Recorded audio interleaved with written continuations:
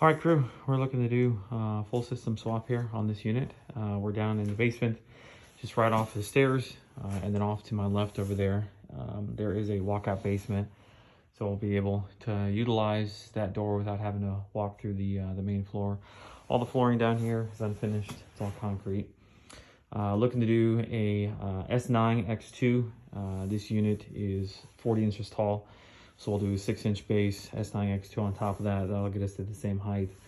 And then from the top of the furnace to the plenum here, or excuse me, the trunk line, it's about 25 and a half, 26 inches. So it'll be a tight squeeze. I'll double check the size of the coil and make sure I order one that'll fit in between there.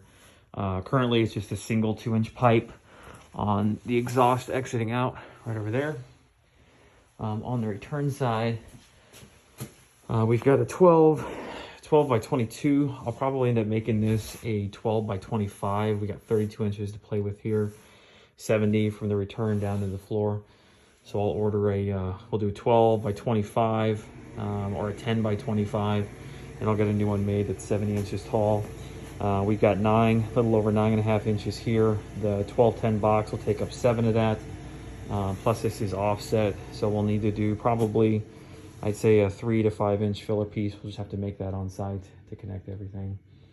Gas line dropping on the right. We'll need to redo that. New shut-offs, new disconnects, new drain lines. It's all run into a floor drain right over there. Bring out like 20 foot of vinyl, and then we'll cut it on site. Pull off this humidifier. Pull off the bypass. We're going to replace all of that. You've got your water lines over here for a new shut-off. Line sets, we're going to need to cut and flush all these out. We're running R22. Need to pressure test all that before we fill it up. Good spacing all around. You got at least 4 foot to play with. Shouldn't be any issue at all. Anything else that I have missed, you will find on the checklist. So just double check that before you come out.